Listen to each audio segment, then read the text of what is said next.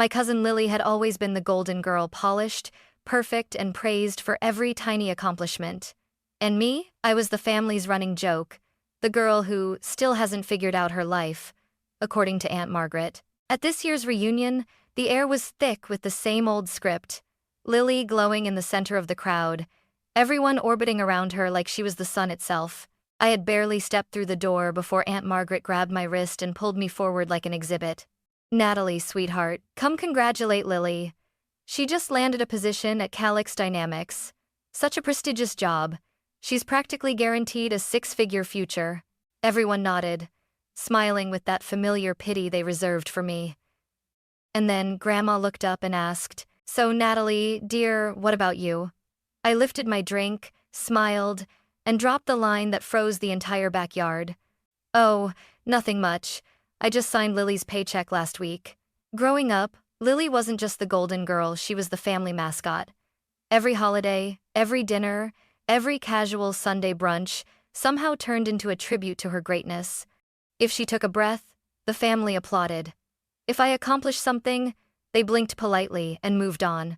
I remember being 12 the first time Aunt Margaret said it out loud. "Natalie is creative," she announced, using that careful tone adults use when they mean lost cause. "But Lily? Oh, she's destined for real success." Everyone laughed. Even my mom smiled like it was harmless, but I felt it like a punch. Lily would win a school art show, and they'd celebrate with balloons. I would get into the state finals for a design competition, and Dad would mutter, "That's nice, honey," without looking up from his phone. And Lily knew it. She basked in it. She weaponized it. One Thanksgiving, she leaned over and whispered, "Don't take it personally, Nat. Some of us just shine naturally." I was 16, and that was the first year I realized I didn't just live in Lily's shadow. I was the shadow. In college, it didn't get better. I studied design and branding, a field no one in my family respected. "Dad, you sure you don't want something stable like accounting?" "Mom, maybe graphic design can be your hobby?" Lily, "Aw, that's cute. You're doing artsy stuff." I wanted to scream, but I didn't. I swallowed it like I always did. Then came the worst blow. I dropped out during my junior year after my scholarship ran out and my part-time job couldn't cover the rest. The family's reaction was instant. Aunt Margaret gasped, "Oh dear God, Natalie dropped out? Lily, make sure you never do that." "Dad, I knew it. I knew this arts nonsense wouldn't lead anywhere." "Lily?" She smiled sweetly and said, "It's okay, Nat. College isn't for everyone." That sentence stayed with me for years. Sharp, polished, and cruel. So I left. I moved out, cut contact, and quietly started building something of my own. No updates. No photos. No validation. Just work. Just grit. Just me. And they had no idea that the punchline they laughed at for a decade was growing teeth. When I left college, everyone assumed it was the final chapter of my failure. But in reality, it was the prologue. My first apartment was a shoebox above a laundromat. The walls shook whenever someone ran the dryers, and the whole place smelled faintly of detergent and hopelessness. But it was mine. And for the first time in years, so was my future. I bought a $40 thrift store desk, set up an old hand-me-down laptop, and began taking small design gigs online. Logo for $20, a website banner for $15. Sometimes I worked 14 hours and made less than minimum wage. But every night before collapsing into bed, I'd whisper to myself, "Just hold on, Natalie. Build quietly, build smart, build until they can't ignore you." My best friend Chloe was the only one who understood. She'd stay on the phone with me at 2 a.m. while I cried over late invoices and disappearing clients. "You're not failing," she would say. "You're investing. But right now, the return is pain." She always had a way with words. One evening, after a particularly brutal week where 2 clients ghosted me and my rent was overdue, I stared at my laptop screen and whispered, "Maybe Dad was right. Maybe this is nonsense." Chloe snapped back immediately. "Stop. You see trash. I see a seed. Keep watering." So I kept going. Then, it happened. An Australian tech startup found my portfolio and emailed me. "Love your clean style. Can you redesign our entire brand package? Budget, $3,200. I read that number about 20 times. $3,200. More than I had made in 3 months combined. I didn't scream. I didn't dance. I sank to the floor and cried so hard my chest hurt. Finally, someone saw me. Not as the joke, not as the disappointment, but as a professional. That project became a domino. More clients came. Bigger ones. Better ones. Eventually, Chloe and I founded our own small agency, Nova and Bloom Creative. It wasn't glamorous. Our office was a corner in my apartment with mismatched chairs and a whiteboard that refused to stay on the wall. But we were getting traction. One morning, Chloe burst into my apartment waving her phone. "Natalie, Calix Dynamics just filled out our inquiry form." I froze. Calix Dynamics, a rising tech giant. One of the most recognized companies in the industry. The same company Lily worshipped in every conversation. The company she applied to 3 times before finally landing her job. Chloe nudged me. "You okay? You look like you just saw God." I swallowed hard. "No. Just surprised." We pitched. We negotiated. They loved our proposal. And just like that, my agency became a contracted branding partner for Calix Dynamics. And because of contract structure, every new hire they onboarded required design assets that my team had to approve, including Lily. I didn't say a word. Not to Chloe, not to Lily, and definitely not to my family. I kept building in silence. Late nights, coffee-fueled mornings, failures, wins, all of it. No bragging, no social media posts. No, look at me now. Just quiet, relentless ascension. The girl they laughed at had become the woman signing off on corporate budgets and creative approvals. The family joke had built a company they unknowingly depended on, and none of them had the slightest idea. But that silence, that secrecy, would become gasoline waiting for a single spark. And the reunion? That was the match. I almost turned the car around twice on the drive there. My hands were sweating on the steering wheel, my heart pounding in that old familiar rhythm, the one that always came whenever I had to see my family. 4 years. 4 years since I'd stood in the same room as all of them. But Mom begged me to come. "Natalie, honey, everyone wants to see you. Lily will be there too. It'll be just like old times." Old times? Those were exactly what I was afraid of. When I pulled up to Uncle Raymond's house, the same place we'd had every reunion since I was little, it felt like walking into a memory I didn't want anymore. The driveway was full. Kids ran in circles with glow sticks. Adults hugged and pretended their marriages were happy. The sweet smell of barbecue drifted through the air. But the center of all the noise, the center of everything, was Lily. She stood at the patio table surrounded by a perfect little circle of admirers. Her hair fell in effortless curls. Her dress looked like it belonged in a magazine. She was glowing, soaking in the attention like it was her birthright. Aunt Margaret spotted me immediately. Her eyes lit up like she'd found prey. "Oh my God, Natalie. Look who's finally decided to show her face." Before I could react, her hand clamped around my wrist, dragging me forward through the crowd. "Everyone, look who's here. Natalie." A few people smiled politely. Most didn't care. Some looked surprised I wasn't still the disaster they remembered. Then Aunt Margaret leaned in, her voice too loud to be subtle. "Come congratulate Lily." Lily gave me a dazzling smile, the kind that didn't reach her eyes. "Nat, wow, you look different. In a good way, I guess." Classic Lily. Compliment with a knife hidden inside. Aunt Margaret continued proudly. "Our Lily just landed a position at Calix Dynamics. They don't take just anyone, you know."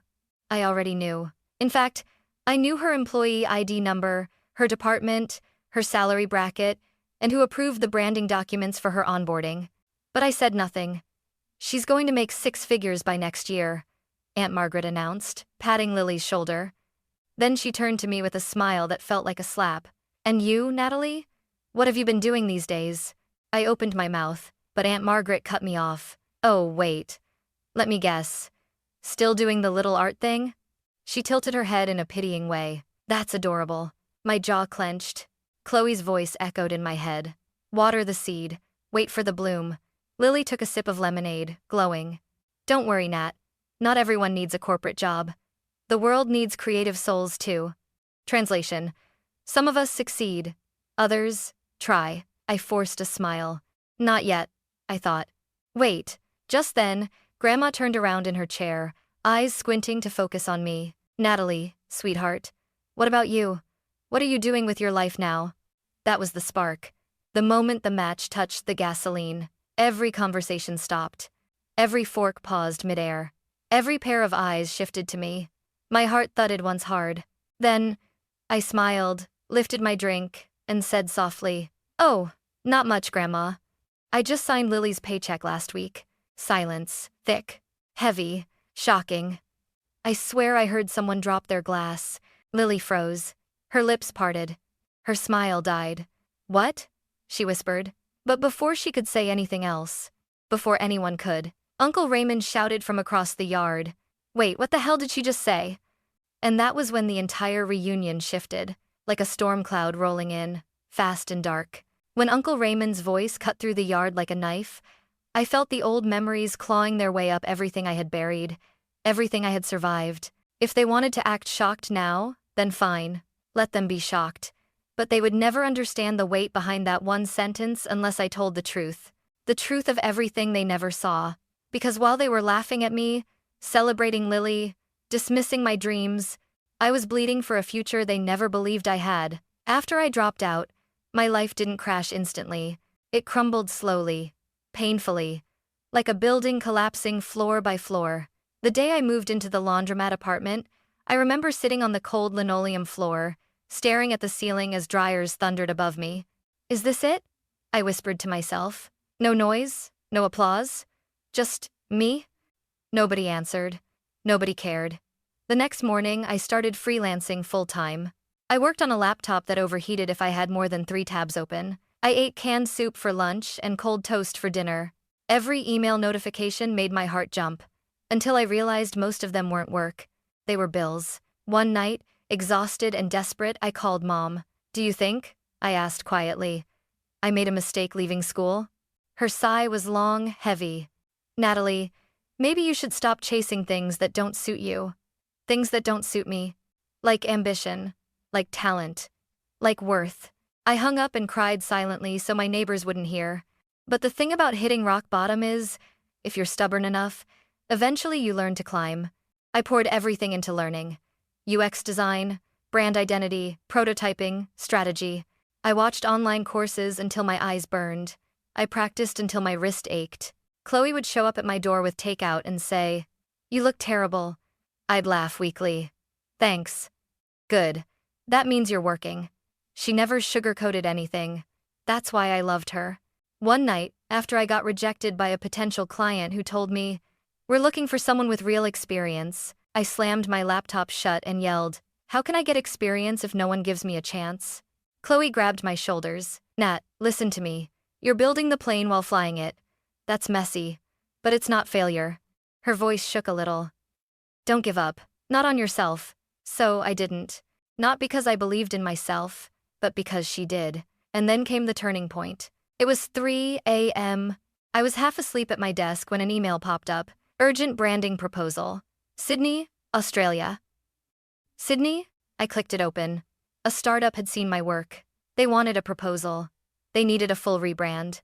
Budget, $3,200. My breath hitched. My hands shook.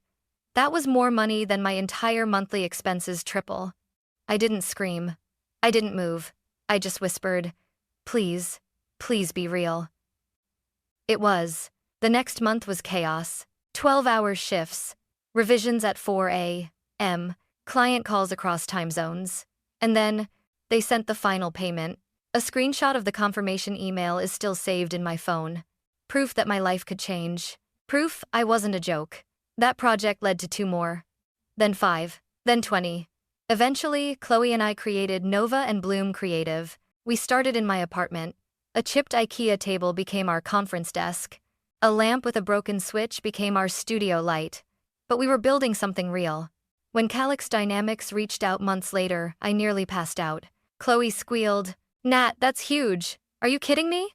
We didn't have investors. We didn't have fancy offices. All we had were laptops, caffeine problems, and grit. But Calix Dynamics believed in us.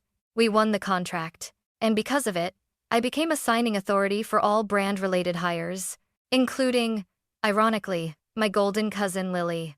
And now here I was, back in a backyard full of people who doubted me, people who laughed at me, people who told me I'd never be anything. And they were finally hearing the sentence that cost me blood, sleep, tears, hunger, humiliation, and years of clawing my way through the dark. I just signed Lily's paycheck. They heard the sentence, but they didn't know the story. Not yet, but they were about to. Silence. The kind that doesn't just fall, it crashes. After my sentence, I just signed Lily's paycheck. Every conversation, every laugh, every breath in the backyard froze midair. Lily's smile collapsed so fast it was almost painful to watch. "Hey, Aunt Margaret," she stuttered. "She's joking, right? Nat, this is a joke?" I tilted my head, sipped my drink, and smiled calmly. "Nope." Aunt Margaret's face tightened, like she'd tasted something sour. "Don't be ridiculous," she snapped. "You? Sign Lily's paycheck? You don't even have a real job, Natalie." I laughed softly. "Oh, trust me, my job is very real." My mother rushed over, whispering urgently, "Natalie, please don't start anything. This is a family gathering." "No," I cut her off gently. "This is honesty, finally." Lily stepped toward me, her voice rising. "Nat, what are you talking about? How would you sign anything related to my job?" The crowd leaned in, hungry. I folded my arms. "Because my agency Nova and Bloom Creative handles branding oversight for Calix Dynamics onboarding division.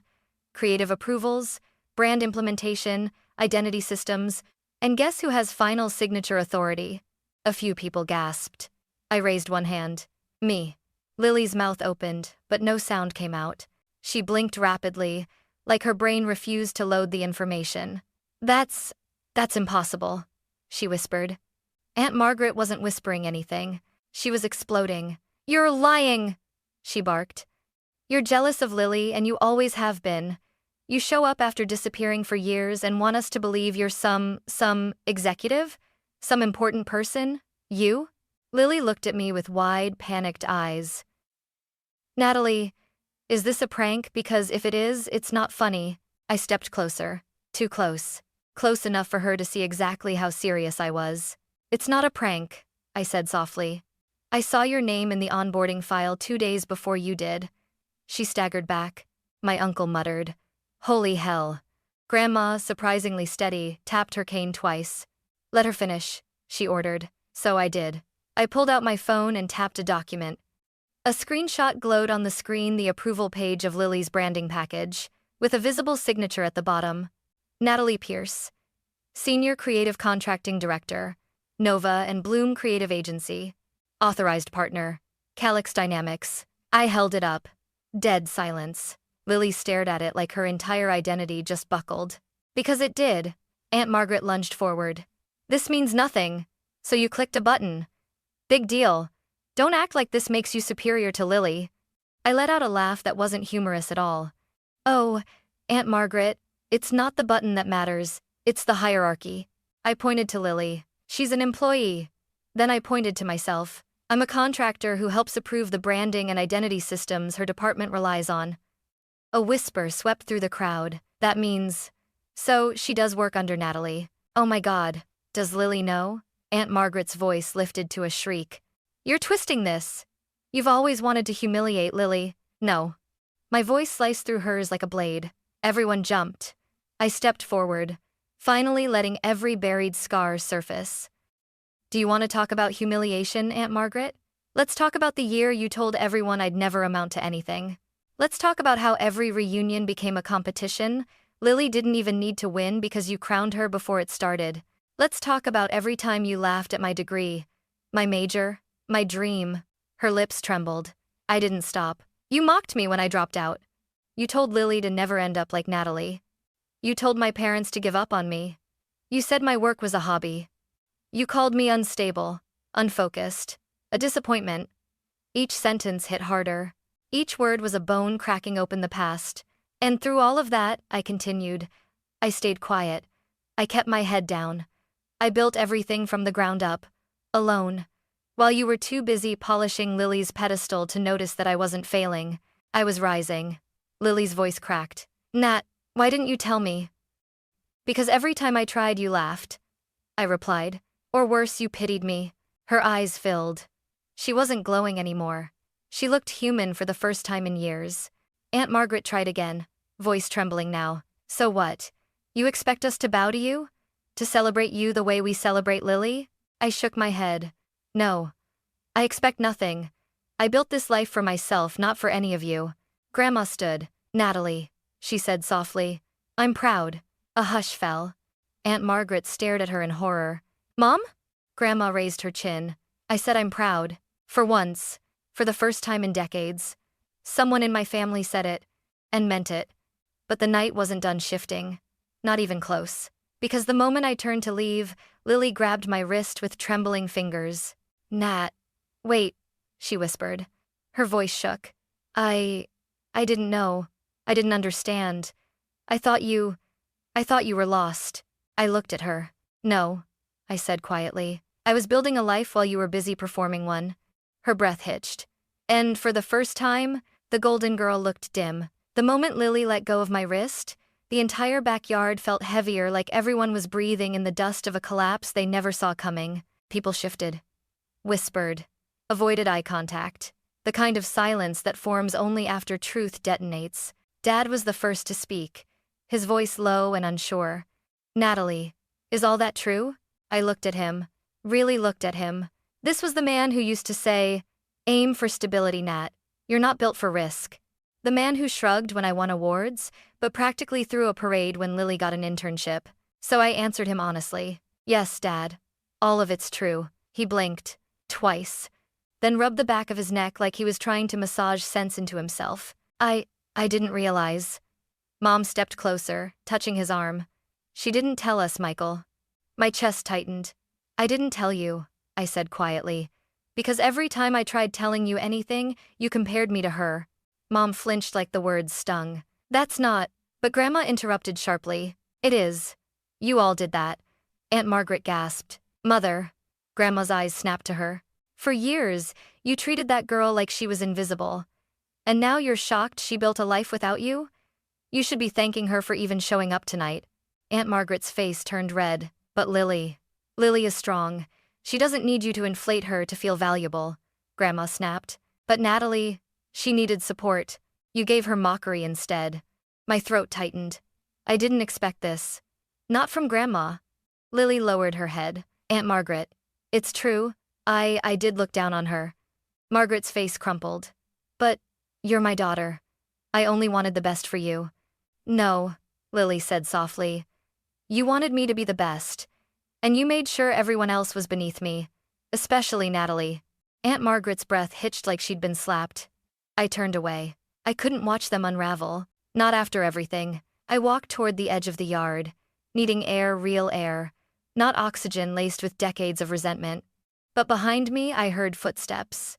Kathy, my older sister. She stopped a few feet away, twisting her hands nervously. Nat, can you look at me? I turned, slowly. Her eyes were glossy, but not quite crying. Not yet. I'm sorry, she whispered.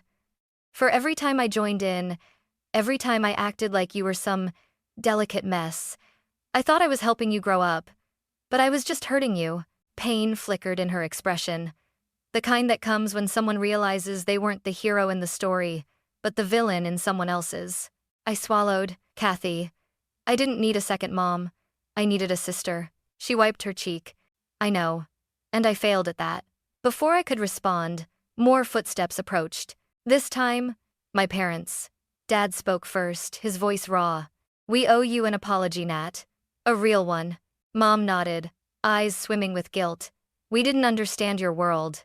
We thought traditional success was the only path. We didn't mean to make you feel lesser, but we did. Did I want to forgive them? Yes. Did the hurt disappear instantly? No. So I told them the truth. I needed you to believe in me, I said quietly. Not in some version of me you thought was safer.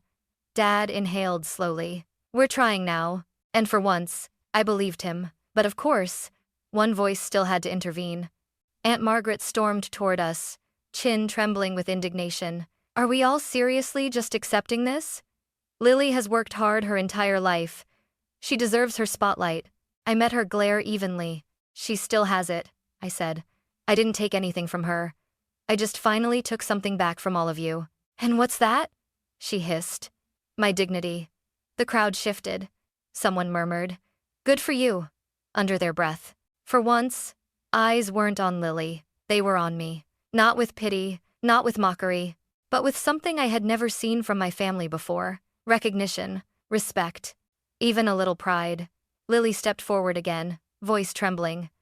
Natalie, can we talk after this? Privately? I nodded, surprising even myself. Yeah, we can. Because despite everything, tonight wasn't about tearing her down. It was about finally standing up for myself. And the balance of power in our family, it had shifted. Permanently. The reunion slowly dissolved behind us, voices fading into background noise as Lily led me toward the side garden behind the house. The fairy lights strung across the fence flickered softly, making her look strangely fragile. Not the polished, perfect cousin everyone worshipped. Just Lily. She stopped near the old swing set, the one we used to fight over as kids. For a moment, neither of us spoke. Then she exhaled shakily. Nat, she said, voice cracking. I didn't know things were that bad for you. I crossed my arms. Lily, you didn't want to know. She flinched. Yeah, maybe that's true. The wind rustled the branches above us. Lily's shoulders slumped, as if something heavy finally slid off her. You know, she began softly. Everyone always talks about how lucky I am. Perfect grades, perfect resume, perfect career. But no one ever asks what it cost me. I blinked. I hadn't expected that, she continued, staring at the grass. You think being the golden girl feels good? She gave a bitter laugh. It feels like being trapped. I frowned. What do you mean? She finally looked at me, really looked at me, and for the first time, I saw fear in her eyes. I can't fail, Nat, she whispered. I'm not allowed to. Mom built my entire identity on success. If I make one mistake, if I fall even a little, everything she's ever said about me collapses. Her voice dropped to a trembling whisper. I'm not shining. I'm suffocating. I froze. This wasn't the Lily I knew, the one who glowed under attention and strutted through life like applause followed her everywhere. This Lily was a girl trapped in a glass box, a girl terrified someone might tap hard enough to break it. She swallowed.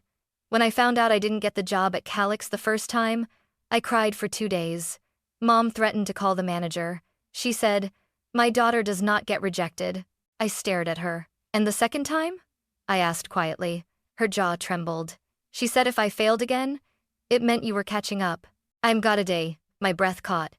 So that's why you always mocked me, I said slowly. Because deep down you were scared I might actually amount to something. Tears pooled in her eyes. Yes, she whispered. Because if you succeeded, then maybe I wasn't special.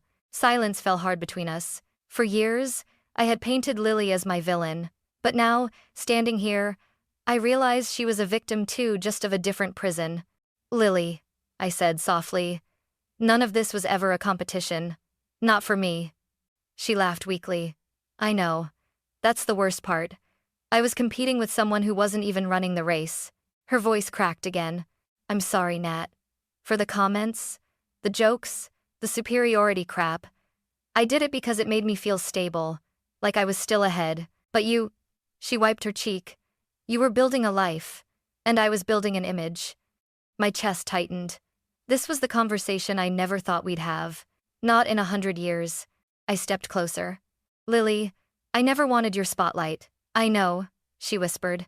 Because you built your own. Her words hit harder than any insult she'd thrown at me. I don't hate you, I said quietly. Not anymore. She nodded, trembling. I don't want to be the golden girl anymore, Nat. I just want to be me. And for the first time, maybe ever, we weren't Natalie, the disappointment, and Lily, the golden girl. We were 2 women, finally stepping out of the cages our family built for us. I ate the freedom I didn't know I needed. First person, emotional, reflective, to 500, 600 Tunsu. The reunion didn't end with a dramatic speech or some perfect family embrace. People drifted back to their cars, carrying plastic containers of leftovers and conversations they weren't ready to finish. But something had shifted so quietly, so fundamentally that I felt it in my bones. I walked back toward the house with Lily beside me. For once, she wasn't the center of gravity. She wasn't glowing or floating or performing. She was just Lily. And I was just me. When we reached the patio, Mom stepped forward, hands ringing nervously. Natalie, before you leave, can we talk? Dad stood behind her, eyes tired but sincere. I know we messed up, he said quietly. We held you to standards that weren't meant for you, and we judged you by rules that weren't fair. Mom swallowed hard. And we're sorry. For all the years you felt lesser. A year ago, I might have burst into tears. 6 months ago, I might have walked away. But tonight, after everything I just breathed, thank you, I said softly. It doesn't erase the past, but it matters. Mom nodded, tears slipping down her cheeks. We want to know you now, Nat. The real you. The you we overlooked, Dad added, voice rough. We're proud of you, truly. I didn't know how to respond, so I hugged them. Not to heal everything, but to start something new. As the night wound down, I found myself back at my car. The moon hung low, warm streetlights painting the pavement gold. Lily stood a few steps away. Nat, she said quietly, do you think we can start over? I smiled. Yeah. But this time, we start as equals. Her breath caught. Equals, she repeated, like it was a foreign word. I nodded. Equals. Transactions as apodidations on the Lexus. For a moment, she just stared at me like she was seeing me for the first time in our lives. Thank you, she whispered. I didn't answer. Some moments speak for themselves. When I got home, the apartment felt different. Not because anything had changed, but because I had. For years, I thought my story was about proving my worth to my family, showing them I wasn't a joke, that I wasn't a failure, that I didn't need their approval. But standing in my quiet living room, the truth hit me. I hadn't been fighting for their respect. I'd been fighting for my own.